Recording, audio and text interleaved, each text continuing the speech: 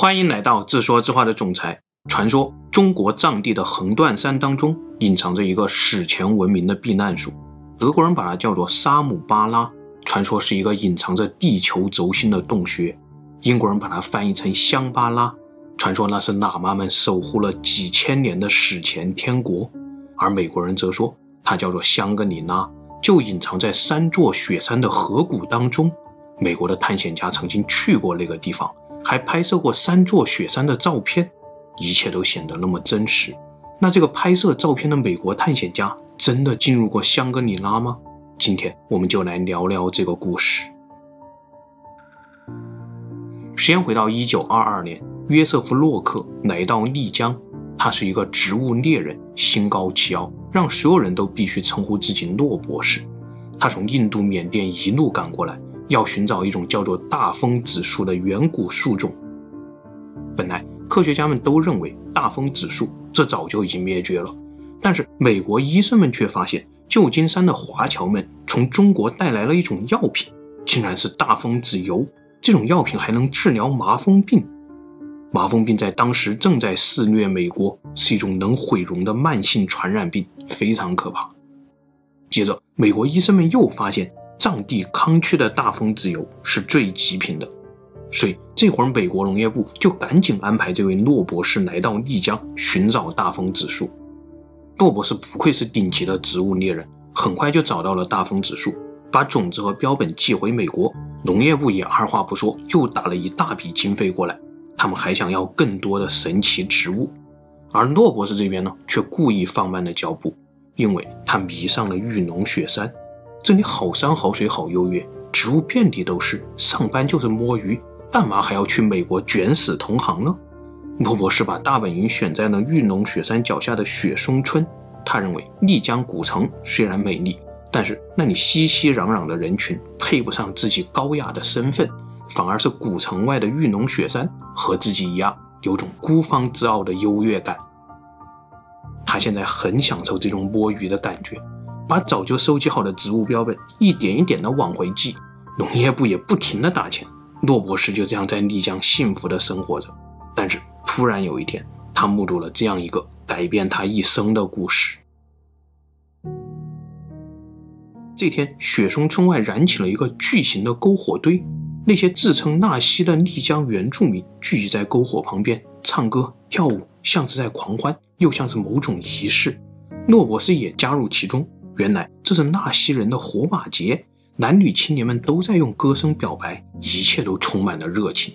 但是就在篝火熄灭以后，所有人却陷入了极大的恐惧，因为有4对情侣不见了。那天夜晚，纳西人一直在呼喊，四处寻找的火把一夜没灭。当第2天天蒙蒙亮的时候，4对情侣被找到了。洛克也被眼前的景象惊呆了。原来那4对情侣已经挂在那树枝上，他们的遗体还在清晨的风中摇曳着。这是献祭还是谋杀？洛克觉得后背发凉，但纳西人却告诉他，这是殉情。纳西情侣们如果在人间得不到自由的结合，那么他们会选择用这种最极端的方式在一起，因为纳西人相信远方的雪山中有一个叫做玉龙第3国的地方，殉情的情侣可以在那里团聚。中午的时候，纳西族的祭司们来了，祭司被叫做东巴，他们开始为这4对情侣超度，超度的仪式叫做大祭风，风也就是风鬼的意思。东巴们说，那些殉情的人会化作风中的精灵，他们要前往玉龙第3国，就必须有东巴的引导，否则他们也会冷，也会饿，会回到家中寻找食物，穿上自己最喜欢的衣服，这样会给家人带来疾病和灾祸。洛克看着大祭风的仪式，这完全超出了他的想象。这之后1连好几天，洛克都在想着这件事儿。他问自己的纳西助手，玉龙第3国究竟是一个什么地方啊？但没有想到助手竟然这样回答。他说，玉龙第3国并不是想象中的天堂，而是现实中一个被3座雪山环绕的河谷。接着助手的手指慢慢停在了地图上，洛克发现那个地方叫做稻城亚丁。当然，稻城亚丁这是我们汉族现在翻译过来的地名，四川省稻城县亚丁村。其实在藏语当中，这个地方叫做贡嘎日松贡布。藏语里雪山分为2种，一种叫喀，是见了阳光就会融化的雪，另一种叫做贡，是终年不会融化的雪。嘎是白色的意思，日松贡布就是护法神山的意思，所以贡嘎日松贡布合起来就是终年积雪不化的白色护法神山。接着洛克翻开那些东巴教的经卷，映入眼帘的不是汉字，也不是藏文，而是某种神秘的象形符号，和古埃及的圣书体类似，是100%的象形文。东巴们写作经文的习惯也和古埃及的祭司类似，每位东巴都有自己的书法，书写出来的经文基本都只有自己这一派能够读懂。所以经文上究竟记载着什么样的故事？为什么偏远的丽江河谷当中会有这么神秘的文字、宗教和民族呢？洛克把那群操办大祭风的东巴们又请了过来，让他们在自己的院子里对着镜头再表演一遍大祭风。然后洛克看着这些影片、纳西的经卷和自己拍摄的各种丽江照片，陷入了思考当中。首先，洛克从地理学上剖析了玉龙第三国的真实性。他认为，为什么丽江会有这么多史前植物？那都是因为从神农架到横断山，这其实是一个史前动植物的超级避难所。这里的雪山足够高，河谷足够深，而且是南北走向。这样，当冰河时代来临，地球生物大灭绝的时候，各种史前动植物就可能通过这条南北大通道进入到雪山河谷当中。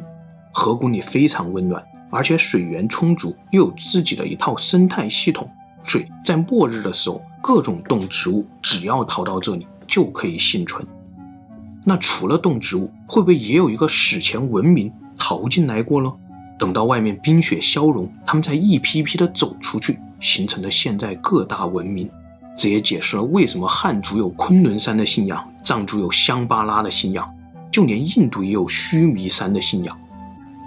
恰好纳西族又说，玉龙第三国就是一个被3座大雪山包围起来的河谷，这和洛克设想的避难所环境非常类似。其实洛克还了解到，纳西族现在居住的丽江玉龙这一带也是一个类似避难所的环境。比如纳西神话里，玉龙雪山和哈巴雪山是一对兄弟，玉龙叫做山朵，是一个暴躁的战神，而哈巴叫做金枝子花朵，是一个胸怀宽广的太子。2座雪山之间就是虎跳峡，这是万里长江第一谷，足够深，足够大。纳西族的世俗历史就从这里发源。同时，藏族史诗《格萨尔王》当中也说，纳西人的神山山朵是一个能和格萨尔王打成平手的战神。战斗当中，哈巴在养育，玉龙在战斗，格萨尔王也是经过981天的激战，才最终收服了玉龙雪山。神山在皈依的那一刻，把自己随身携带的13把宝剑全部化成山峰，这就是我们如今看到的玉龙13峰。战斗结束后，才有了现在的国度。在这片雪山河谷当中，藏族、纳西族、白族是3个亲兄弟，藏族是大哥。洛克猜想，这段神话很可能是在讲纳西族从史前的玉龙第三国来到现实当中丽江的这样一个历史故事。那如果这样的话，第三国前面会不会还有第二国、第一国这些更远古的史前国度呢？管不了了，先找到第三国再说。很快，洛克就来到了一个叫做泸沽湖的地方。泸沽湖的总管叫做阿云山，这里居住着一群被称作摩梭人的少数民族，他们信奉藏传佛教。摩梭人非常奇怪，西藏说他们是藏族，云南说他们是纳西族，四川说他们是蒙古族。今天56个民族当中并没有摩梭族，但他们却世世代代居住在泸沽湖边，至今保留着原始的母系社会，没有夫妻关系，没有小家庭，一大家子跟妈妈、姨妈、外婆、舅舅们生活在一起，女人干活，男人走婚，非常的奇特。以后我们有机会再专门说。总之，泸沽湖的阿云山和洛克一见如故，他安排洛克在湖中心的小岛别墅上住下，自己又亲笔给穆里王写了一封信。穆里是横在泸沽湖和稻城亚丁之间的一大片区域，如果你想去那边寻找玉龙第三国，就必须穿过穆里。但穆里的地界上呢，土匪横行，如果没有穆里王的保护，任何人不可能活着离开那里。洛克在湖边等了好几周，眼前的狮子山非常安静。但是当穆里王的书信传回来的时候，他却在里面说穆里土匪横行，自己也无法保护这位外国人的安全，请他回国吧。洛克非常沮丧，但他也只能回到丽江，再想别的方法。还记得洛克早先拍摄的那些大季风的胶卷吗？他把这些胶卷、经文和照片全部打包寄给了国家地理。这会儿国家地理也回信了，他们直接打了一大笔经费过来，让洛克赶紧组织探险队继续深入研究。洛克得意地笑了，他招募了好几个纳西勇士，组成了一支私人探险队，准备勇闯穆里。同时阿云山那边也传来了好消息，老穆里王刚刚去世，新穆里王寄来了信件，邀请洛克进入王国。穆里王36岁，统治着近3万平方公里的土地，相当于3/4个台湾，比美国的麻省还大。穆里王在一间丽光的宫殿中召见了洛克。丽光中除了穆里王魁梧的身材，洛克什么都看不清，但穆里王却把洛克看得一清二楚。好一会儿，穆里王才问：白人们还在打仗吗？接着又问：现在统治中国的是皇帝还是总统？第一个问题是指第一次世界大战，这个时候其实已经结束4年多了。洛克还没来得及回答，穆里王又伸出手让洛克为他诊脉，还问洛克自己能活多久。接着又问洛克有没有带望远镜呢？他想看一下远处的山峰。洛克有点懵，后来这一段故事专门发表在国家地理上，叫做穆里王的10万个为什么。不一会儿，一个小喇嘛拿来了一叠发黄的照片，穆里王又让洛克给自己讲讲照片里的故事。原来照片上是美国的白宫、英国的温莎城堡、挪威的海湾等等等等，这些照片是上一个探险家留给老穆里王的礼物。洛克绘声绘色地讲着外面的世界。穆里王突然又问，骑马去华盛顿大概要多久？慕尼黑离华盛顿一定不会太远吧？洛克尴尬地岔开话题，又和穆里王聊起了摄影。结果没有想到，穆里王竟然让手下搬来了2口大皮箱，从里面拿出了2架法国照相机、1架柯达照相机，还有一大堆相纸、胶卷和冲洗照片用的化学药品。穆里王得意的哈哈大笑，还解释这是一个汉族富商送过来的礼物。而且不管洛克答不答应，当天下午穆里王就派了一个喇嘛过来，在洛克的房间里学习摄影，还要求这个喇嘛务必在1个小时之内就学会，弄得洛克哭笑不得。他在文章中写道，真的是有点同情这个可怜的喇嘛，他命中注定要成为穆里皇家的摄影师啊。这些故事和照片洛克全部写在国家地理的专栏上，有兴趣的朋友可以去看一看。在穆里王宫中住了几天以后呢，穆里王突然带着洛克去登山，远远地眺望了玉龙第三国，那3座雪山若隐若现，然后又跟洛克说，那里太危险了，现在不能去，有机会再来。这5个字就像逐客令一样，穆里王终究没有放洛克过去，洛克只能耐心等待。等待当中呢，洛克又去考察了甘肃南部的藏区和蜀山之王木雅贡嘎。木雅贡嘎的故事我们原来聊过了，它很可能就是《山海经》当中昆仑山的原型。我们还聊过，洛克在考察木雅贡嘎的时候，一不小心把它标成了当时的世界最高峰。其实洛克在考察甘南的时候，也曾经不小心手一抖，把神山阿里马钦标成过世界最高峰。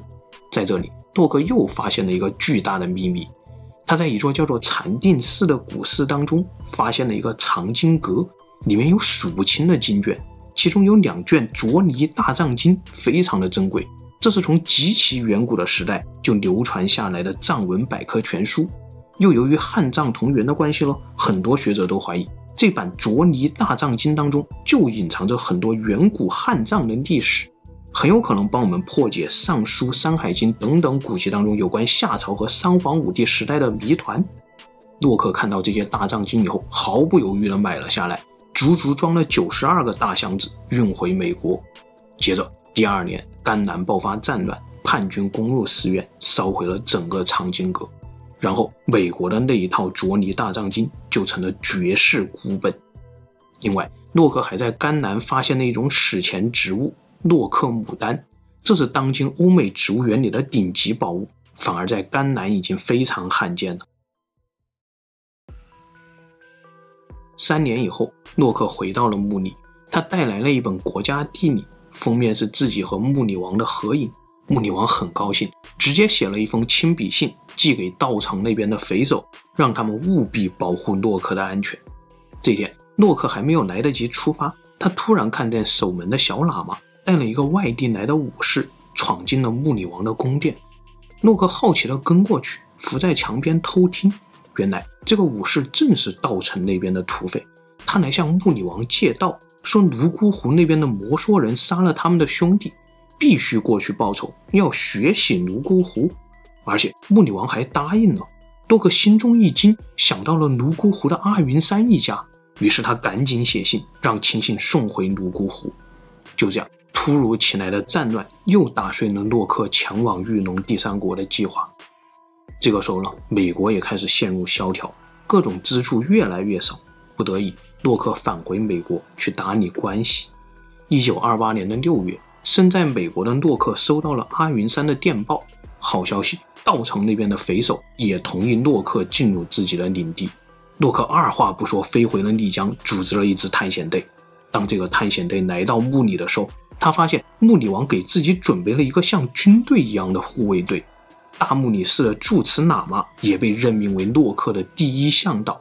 洛克信心十足，这次他一定能进入那个3座雪山环绕的河谷，一定能看到玉龙第三国的内部。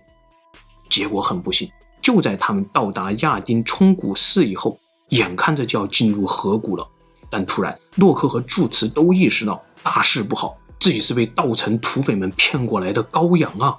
还记得洛克当年给阿云山送的那封信吗？不知道怎么被匪首知道了，这次骗他们过来就是要报复洛克。住持喇嘛带着洛克连滚带爬，赶在土匪们动手之前连夜跑回了穆里王的领地。就这样，玉龙第三国永远对洛克关上了大门。史前避难所真的存在吗？1931年，小说家詹姆斯·希尔顿根据洛克发表在国家地理上的游记，创造了香格里拉的故事。书中反思了一个主题，那就是如果有一场毁灭世界的核战争来临，人类的文明能够逃往何处避难呢？最终，小说告诉了大家洛克猜想的那个答案：中国、西藏、横断山，那里的雪山河谷就是人类文明的避难所。不仅如此，那里还有一个理想中的天国，从上一代文明开始就已经存在了。天国里信奉着藏传佛教，喇嘛们掌握着史前科技，守护着这份与世隔绝的宁静。这就是香格里拉，这就是香巴拉。所以玉龙第三国它的内部究竟是什么样子了？当年洛克奋斗了一辈子也没能进去看上一眼，但我们很幸运，今天可以用屏幕就看到它的真身。纳西族的玉龙第三国现在被汉族叫做道场亚丁，被藏族叫做贡嘎日松贡布。藏民说那里最大的特点就是被珊瑚族雪山守护，是一片绝对神圣的净土。汉族人更加毫不掩饰自己的狂热，把它叫做蓝色星球上最后一片净土。从太空中看，3座雪山形成一个品质，分别叫做仙乃日，代表慈悲，是观音菩萨的化身；央麦用代表智慧，是文殊菩萨的化身；还有夏诺多吉代表勇气，是金刚手菩萨的化身。仙乃日最高，平顶稳重，像一位尊者，有6032米，另外2座都是5958米，尖锐挺拔，像2尊护法。现在最主要的徒步路线是从亚丁村出发，沿着河谷从仙乃日和夏诺多吉当中穿进去。刚一出发，你就会被眼前的仙乃日震撼。你现在站在海拔3900米的河谷入口上，当地海拔4000米以上就没有植物生长，所以你会看到这样一幅奇丽的景象，从生机勃勃的河谷渐变到宛若仙境的雪山，真的就像天上与人间一样。深入河谷是一片高原草甸，群山环抱，这里的柳树都长成了它史前的样子，叶子不再像头发，而是像茶叶一样。不一会儿，你会看到一排像屏风一样的山林，这个地方叫做神水门。过去崖壁上会流出一种乳白色的液体，像瀑布一样的挂下来，然后挡住这个像门一样的地方。藏民们都说，这堵石门的背后就是香巴拉的入口。乳白色的液体是这里的特殊标识。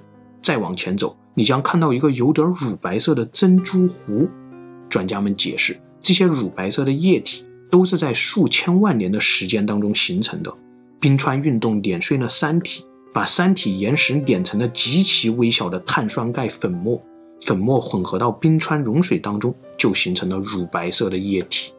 这种乳白色是我们这颗星球的时间杰作啊！再往前走是洛绒牧场，这是一片罕见的高原湿地。专家说，再在几千万年的时间上加上几千万年，前面的珍珠湖最终会被碳酸钙的粉末彻底填平，然后就慢慢形成了眼前的这种高原牧场。最终一直深入，你将在河谷的尽头看到牛奶湖，大量的碳酸钙已经将它包裹，它正在变成高原草甸的过程当中，也许还需要几百万年吧。那个时候人类肯定已经不存在了。在钻入河谷当中的森林，你又看到了一片热带雨林的景象，这里有各种各样的野生动物，自成生态系统，真的是与世隔绝啊！尽管外面是毁天灭地的火山，还是生物大灭绝的冰川，有横断山，有大雪山守护着，这里面永远是一样的宁静。这就是现实当中的玉龙第三国。回到诺克的故事，他曾经说央迈勇是他一生当中见过最美丽的雪山。虽然他没有进入过玉龙第三国，但整整7年的寻找过程当中，诺克已经从最开始那个骄傲的白人变成了一个谦卑的雪山信徒。他后来一直居住在丽江，还曾说自己宁愿死在玉龙雪山的鲜花丛中，也不愿孤独地待在四面白壁的病房里。慢慢的，他也放下了先前的小聪明，给美国农业部和国家地理写信，坦言接下来在丽江做纳西文化的研究工作，制作纳西文英语字典。很显然，这种赔钱的买卖，谁都不可能为他提供资金。于是，诺克就开始变卖家产，独自一人搬到丽江，研究纳西文化，终身未婚。从1922年到丽江开始，接下来的整整20多年，他都长期住在丽江。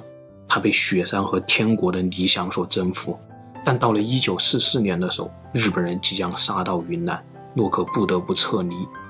他把自己20多年的研究资料打包成7个大箱子，送上美国货轮。结果很不幸，货轮在阿拉伯海上被日本潜艇伏击，这批最原始、最精华的纳西资料也就沉入了阿拉伯的海底。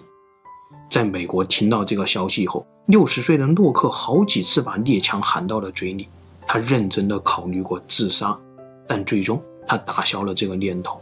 也许是因为他心中有东巴教，那些人相信在外自杀的疯鬼得不到东巴的超度，是去不了玉龙第三国的。同一年，诺克在华盛顿帮美国国防部设计了飞越喜马拉雅山和横断山的驼峰航线，这是一条在抗战时期为中国输送物资的空中生命线。1962年，诺克选择在夏威夷离开人世，用他自己的话说，这是一个处在东方和西方之间的位置。今天诺克穿越甘南贡嘎的线路被叫做大洛克线，从布里穿越到稻城亚丁的线路叫做小洛克线。这2条都是全球排名前10的徒步旅行线。为什么小城丽江这么有名？为什么稻城亚丁的酒店贵到飞起？其实当今世界无论东西方，很多人心中都早就被诺克种下了种子。最美的雪山是玉龙，人间的天国是亚丁。还有泸沽湖边的阿云山，当年洛克给阿云山的小儿子拍过照片，传说小儿子出生的时候，泸沽湖上突然射出了一道一道的彩虹。后来小儿子被认定为转世灵童，一直在泸沽湖边守望，直到2011年圆寂。现在你可以直飞亚丁机场，然后徒步进入玉龙第三国，但遗憾的是，那里终年不化的积雪已经越来越少了。走在河谷里，你看到了神水门、珍珠湖、洛绒牧场、牛来海，还有大森林。这里真的是史前文明的避难所吗？也许就像喇嘛们说的一样，香格里拉永远不会消失，它始终在末世和绝望当中等待着我们。好了，今天的故事就分享到这里，谢谢大家。最后夫人说，洛克一辈子没有结婚，看来他对雪山是真爱呀。